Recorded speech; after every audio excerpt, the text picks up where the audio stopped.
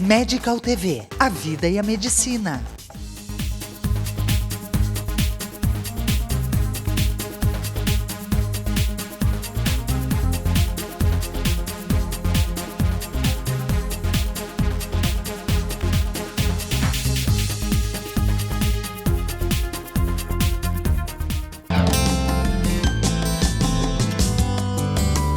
A nossa taxa de gestação por tentativa ao mês é ao redor de 20%, que é muito menos do que se formos nos comparar com a população animal. E além disso, no primeiro ano de tentativas, de gravidez, nós vamos ter aproximadamente 85% dos casais que vão engravidar. Os demais provavelmente já apresentam algum tipo de problema que esteja atrasando, o que não significa que o casal não vai engravidar. Depois que tu tá sem método contraceptivo, é igual para todo mundo. Tu tem 1 ano para engravidar. Se dentro de 1 ano nada acontecer, aí a gente tem que começar a buscar ajuda para ver o que tem de errado, o que está acontecendo, o que está atrapalhando o casal que não está conseguindo engravidar. Como modelo eu fiquei muitos anos viajando, então aí quando eu voltei para Caxias, eu e o Rodrigo, a gente já vinha namorando fazia um tempo, a gente casou e foi morar juntos. E aí acho que nosso relacionamento ele foi crescendo para uma hora em que estava precisando de algumas outras coisas. E aí a gente conversou e viu que cabia uma filha, um filho, e aí a gente resolveu engravidar. Acho que as mulheres da nossa geração têm uma vida profissional muito ativa, a gente tem muitos planos profissionais que a gente quer atingir e sempre vai ter alguma coisa a mais. Eu tenho o doutorado, tenho a clínica, sempre tem alguma coisa. Só que aí vai de novo as prioridades que cada um tem para sua vida e os sonhos que tem para sua vida. Eu falei, vamos lá, vamos encarar, acho que tem como dar certo, tem como eu conseguir conciliar, vai ser um pouco mais difícil, mas vamos em frente. Então está sendo assim um momento mágico na minha vida. Ter podido fazer tudo o que eu quis, ter viajado, ter estudado, ter trabalhado e curtido a vida mesmo. Não que a gente não curta tendo filho, mas a gente fica mais limitado. Eu estou no 9º mês da gestação. Foi uma gestação planejada, mas meio no susto porque aconteceu meio rápido. E agora a gente está a 1 semana da Catarina nascer. E a ansiedade está começando a bater forte. Não quero parecer uma lunática aqui, que acho que estar grávida é sempre a coisa mais maravilhosa desse mundo. Mas para mim foi. Tenho saudade da minha barriga. Foi um período de muita alegria, só pensamentos muito positivos. Eu usava o Mirena, Daí a gente foi no médico, contou que estava pensando em ter filhos. Aí ele disse, então vamos tirar agora, porque às vezes pode demorar 1 ano, 1 mês, vai saber, E aí para nós demorou por uns 7 meses. Depois dos 35 anos, como a gente sabe que as taxas de fertilidade caem muito, a gente nem espera 1 ano de tentativas de gravidez, a gente espera 6 meses, porque aí a gente já começa a correr um pouquinho contra o relógio.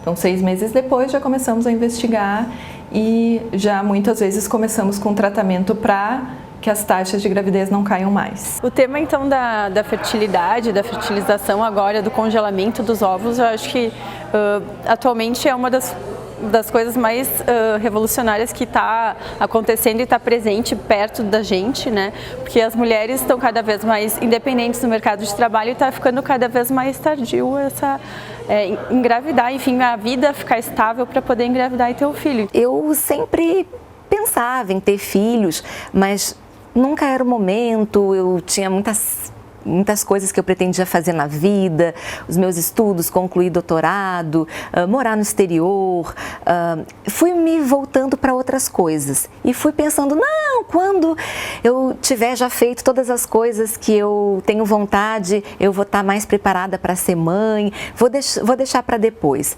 Só que o depois, quando acontece, não é fácil como a gente pensa. E sempre sonhei em ser mãe nova. Vou ser mãe nova porque eu acho horrível aquelas mães velhas, eu quero ser mãe com 20 anos. Os 20 anos chegaram, passou completamente, nem pensava em ser mãe, eu só pensava em festa, em badalação, em amigos.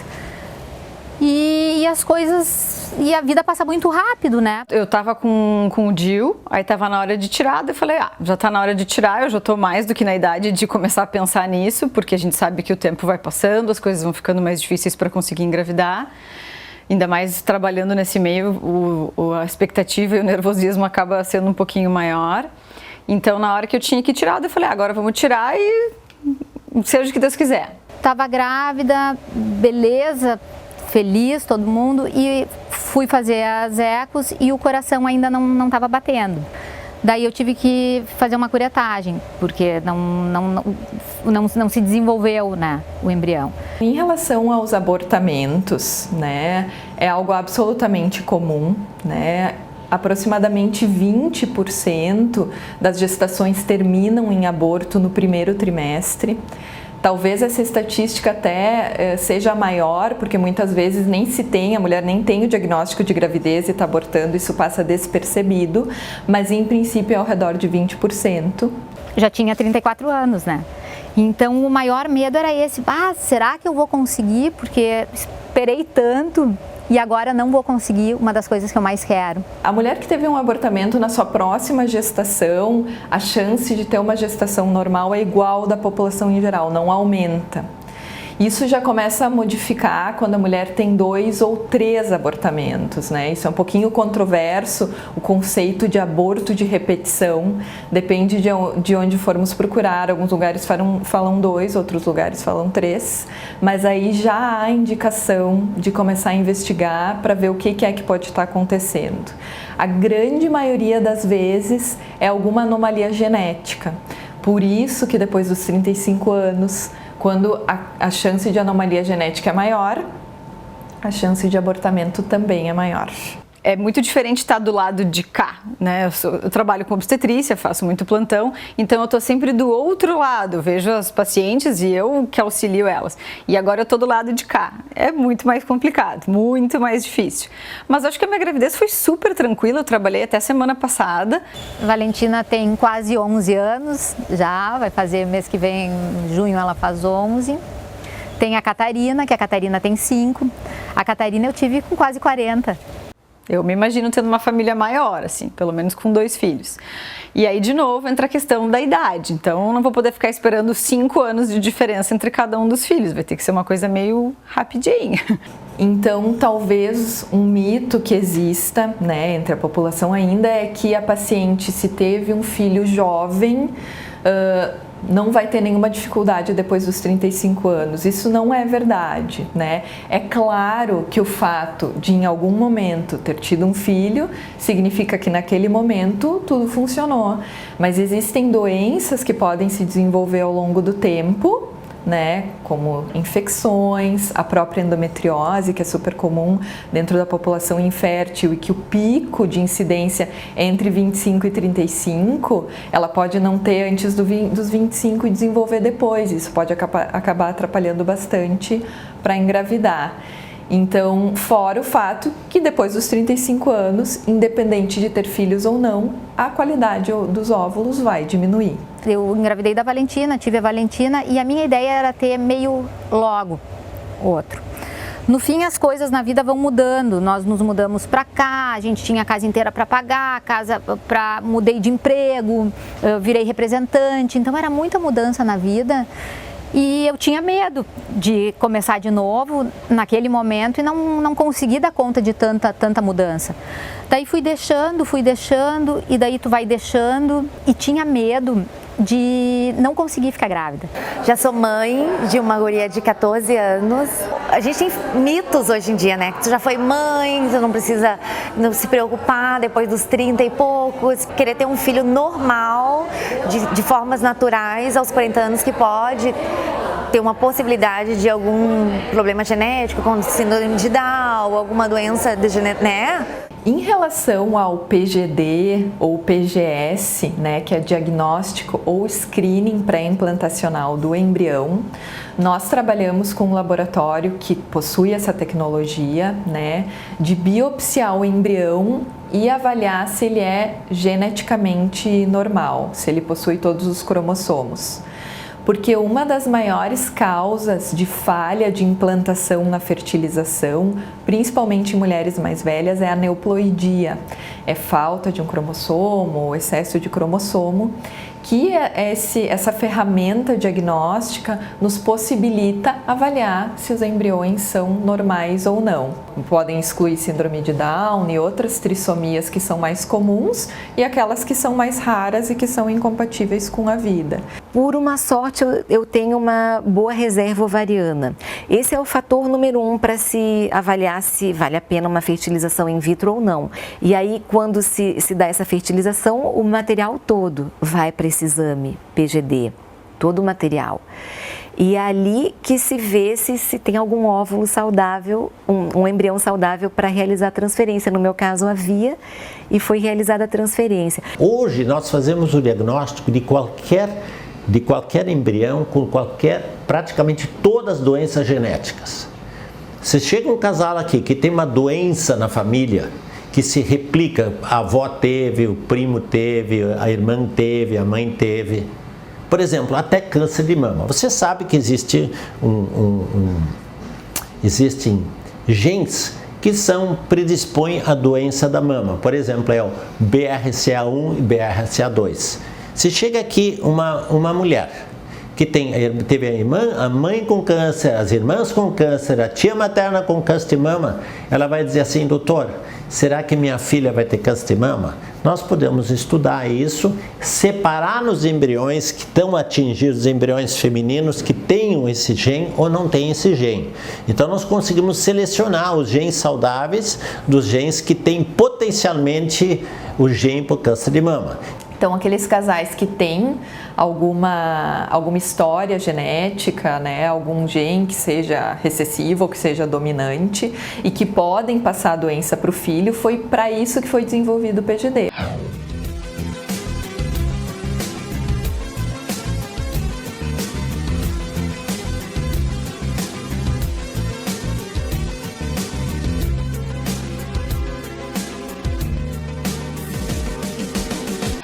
Isso não só aumenta as chances de gravidez, porque grande parte das aneuploidias acabam causando falha de implantação, como também acaba muitas vezes nos impedindo de transferir embriões com síndromes que são compatíveis com a vida, mas que acabam tendo uma série de limitações. E a minha primeira fertilização eu realizei em Nova York e deu errado. Quando deu errado, é uma sensação difícil narrar, é uma ruína, assim, é um sonho que desaba, porque vão ficando cada vez mais diminutas as chances. Então já é um alerta de que a nossa produção ovariana não está mais tão boa, que talvez seja impossível ter esse bebê. É por isso que eu alerto as mulheres que se mexam quanto antes possível. Eu passei por essa experiência, né, de ficar um pouco insegura, tu querer ter filhos, teu companheiro querer e vocês não conseguirem, é uma situação de insegurança. Eu não vi diferença do protocolo nos Estados Unidos e o protocolo aqui. É muito parecido o modo de agir, a técnica é a mesma e deu certo. Tem mais só houve essa grande diferença, deu certo. A gente imagina que, nossa, com toda essa evolução da ciência, principalmente na reprodução assistida, que é uma das áreas da medicina que mais evoluíram nesses últimos anos, é sempre uma esperança, então, de que, com mais idade eu vou conseguir. Não é bem assim. Vai ficando bastante dificultado o processo. Então é bom pensar antes, congelar óvulos, quem sabe. Então eu acho que para o assunto de congelamento de óvulos, acho que a mulher tem que avaliar isso com muito carinho e pensar, porque mesmo que ela esteja decidida, não quero, vou pensar isso mais adiante, e aí surge o homem da vida dela e o homem quer. Então vai pesar essa decisão. É que é bom não deixar passar muito o fator da idade, né? Congelar óvulos dá uma segurança, né, para te poder fazer fertilização em qualquer época da tua vida. O que a gente acaba tentando divulgar cada vez mais é para aquelas mulheres que já têm mais de 35 anos, que ainda não encontraram o seu parceiro ou que já estão com um parceiro, mas não tem como essa idade ainda um bom momento para a maternidade, existe a opção de criopreservação de óvulos ou da preservação da fertilidade, né? Não precisa ser aos 35 anos, pode ser feito antes. O ideal, então, é no máximo 38 anos, em que essas pacientes se submetem a um tratamento que é muito semelhante ao da fertilização in vitro, mas que depois que os óvulos são captados, eles são congelados. E aí, a partir daquele momento, eles podem ser utilizados a qualquer momento. Porque eu não me sinto com vontade ainda de ser mãe. Não me bateu aquela coisa que a mulherada fala, sabe? Falava tipo, ai, quero ser mãe, que delícia. Não bateu. Mas, e se isso acontecer quando eu tiver 40, 42? Hoje a gente tem essa questão da fertilidade bem no auge da nossa profissão. Então, a gente poder escolher o período que a gente quer ter o filho, com quem quer ter, se quiser ter daqui a tantos anos, com 50 anos, são muitas possibilidades. Acho que isso traz mais independência para a mulher, para poder ter a sua escolha. Eu não tenho condições de ser mãe agora, levo uma vida muito corrida e é uma opção bem interessante. É uma coisa que tem que fazer, tem que ser feito. Então hoje que a gente tem congelamento de óvulos, congelamento de embriões, vejam a confiança que um casal tem que ter para ver se não trocam embriões, se não trocam espermatozoides, se não trocam óvulos. Isto é extremamente importante. Então, é importante que a gente tenha lastro e tenha gente que está junto com a gente que é sério. Pretendo fazer esse processo, ainda mais sabendo agora que é um processo totalmente seguro, que tem pessoas totalmente qualificadas aqui na região, em Porto Alegre, para poder auxiliar nesse processo. Então, me senti confiança total em poder fazer e indicar também para pessoas que eu sei que têm interesse em fazer isso também. E se a mulher congelou com 33 e vai utilizar esses óvulos com 40 anos, a chance dela de engravidar é a mesma que ela tinha 33 anos. Então isso, né, é o grande avanço que nós temos hoje na área de reprodução humana, é dar a liberdade para as mulheres postergarem a maternidade quando ainda não é o momento adequado.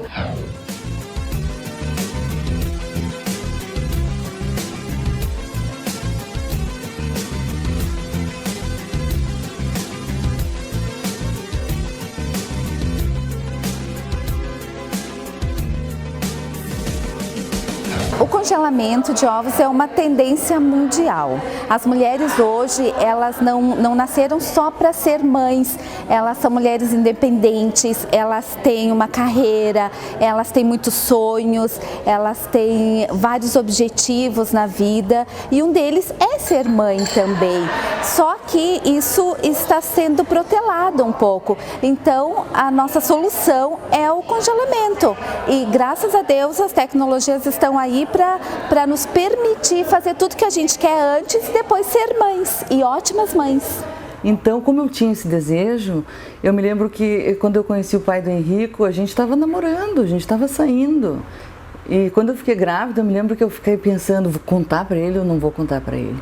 E daí eu contei para ele, e daí ele começou a chorar, eu não sabia se ele estava chorando de tristeza ou alegria.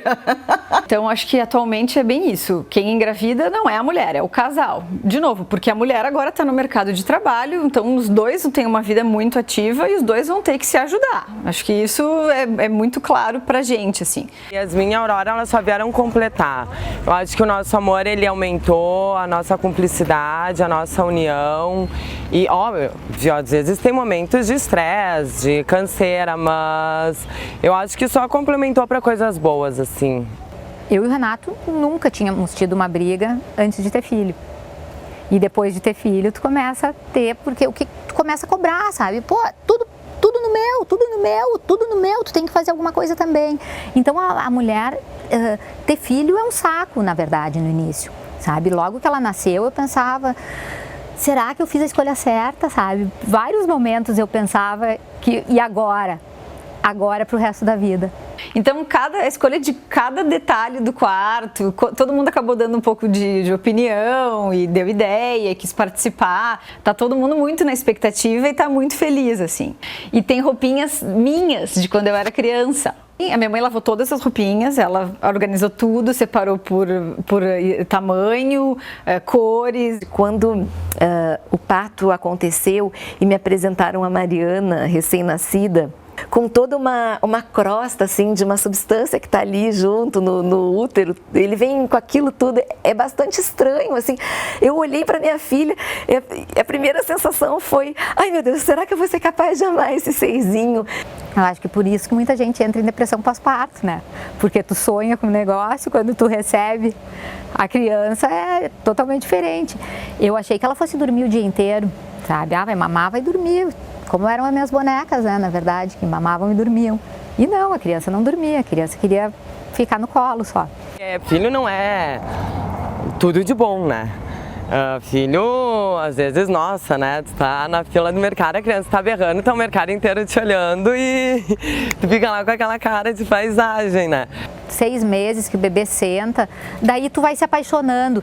Eu acho que no início a gente ainda não é apaixonado, sabe? É uma coisa que tu ama quando tá na barriga, tu vive, mas tu só vai aprender a amar da maneira que a gente ama no dia a dia, sabe?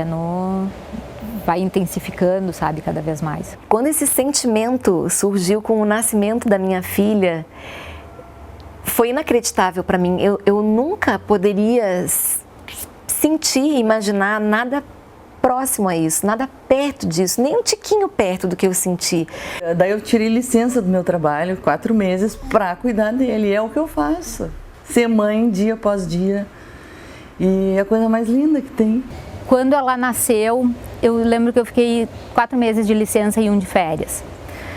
A pior coisa do mundo foi voltar a trabalhar, sabe? Porque tu muda completamente, sabe? Tu não tem mais sentido aquele trabalho que antes era o sentido da minha vida. Daí eu resolvi largar tudo para ser mãe. Eu ia de manhã para a escolinha com a Kombi e eu voltava só às 7 da noite e eu tinha que dormir cedo porque amanhã eu tinha que acordar cedo para ir para a escolinha. E eu prefiro muito mais que ela parou de trabalhar. Quando ela parou de trabalhar, porque eu consigo ver mais ela. Eu vejo ela todos os dias, antes eu nunca via ela. Imagina a pegada, a gente se apega tanto a cuidar de uma fofura dessas. Imagina o trabalho, eu acho que eu vou fugir. É estressante, cansa. Sabe? Cansa horrores, aquela coisa de tu mandar 200 vezes fazer a mesma coisa. Quando eu me tornei mãe, eu disse que eu ia ser mãe eu ser a Gabriela mãe. Não o que a fulana passou, o que o blog diz, o que isso. Então eu deixo muito aberto o meu sexto sentido. E eu como mãe, assim, eu sou muito tranquila com as minhas filhas. Eu levo elas pro mercado, pra depilação, pro barzinho, óbvio, respeitando os limites de horários delas, que elas são bem regradinhas. Tem horário de dormir que é 8h30, 8 horas, mas eu acho que hoje o filho eles podem ir junto, podem nos acompanhar. Óbvio que tem pessoas ao redor que às vezes não gostam, mas daí paciência, né? Não dá para agradar a todos. E o meu amigo, os pais dele são médicos, daí ele fica ou sozinho em casa ou ele fica com a Marga, que é a empregada. Ele sente falta, eu acho, de ter um pai por perto. Uma das coisas que eu mais lembro da minha infância, quando chovia, meu pai ia me levar para o colégio e eu dar o beijo de tchau nele, me largando na frente do colégio, sabe? Então, coisas que ficam e que marcam a vida da gente são coisas que não tem preço, são coisas que tu não compra, são coisas que tu vive. Eu, como mãe, me vejo muito tranquila, não tenho muitos medos, eu deixo fazerem bastante coisa. Eu não acho que um tombo vai matar, que uma areia na boca vai fazer mal, que uma terra no olho vai deixar cego. Mas olha, o instinto de mãe é algo inacreditável. É uma coisa que não tem palavras. Que parece que quando a criança nasce, tu já faz aquilo a vida inteira. Pena ter começado tão tarde. Na real é isso. Pena eu ter começado isso tudo tão tarde. Envie sua pergunta ou depoimento em texto ou vídeo com #MedicalTV. Nós buscaremos o profissional da saúde se você precisar. A Efeto Reprodução Humana atua como equipe médica de excelência para investigar as dificuldades do casal em engravidar e disponibiliza tratamentos de ponta para assistir à fertilidade. Efeto Reprodução Humana 3021 0530. Há 35 anos, o Alfa Laboratório constrói uma história de bons resultados ao seu lado, sempre cuidando de você e de quem você mais ama. Alfa Laboratório, para a vida inteira. Ana Paula Boss, cirurgia plástica, cirurgia estética de face, nariz, pálpebras e lifting, contorno corporal, lipoaspiração e próteses. Ana Paula Boss, cirurgia plástica. O Fátima Educação, através da Faculdade da Escola Profissional, forma pessoas na área de gestão e saúde. Estude administração, enfermagem, fonoaudiologia, nutrição, técnico em contabilidade, técnico em enfermagem ou técnico em radiologia. Fátima Educação, aprender dentro do ambiente de trabalho faz toda a diferença. A Clínica Corpore Sano oferece um atendimento completo, individualizado, com uma equipe de profissionais altamente especializadas que trazem para Caxias os melhores tratamentos em saúde, emagrecimento e beleza. Clínica Corpore Sano, confiança e bem-estar. A Bela Farma, há 30 anos, oferece novidades em fórmulas manipuladas, diferenciadas em doses e quantidades, com investimentos constantes em processos e treinamento, atinge um nível diferenciado de qualidade. Bela Farma, tecnologia a serviço de sua saúde e beleza. O grupo de cirurgiões que atuam na Clínica Ramos apresenta o primeiro laser femtossegundo para a cirurgia de catarata do estado. O laser separa os tecidos da córnea sem bisturi de forma precisa, abrindo o cristalino e fragmentando o núcleo. Após o laser, os fragmentos do núcleo são retirados do olho e realiza-se um implante de lente intraocular que reduz a necessidade de óculos após a cirurgia. Catarata Laser, tecnologia que você encontra na Clínica Ramos e Associados.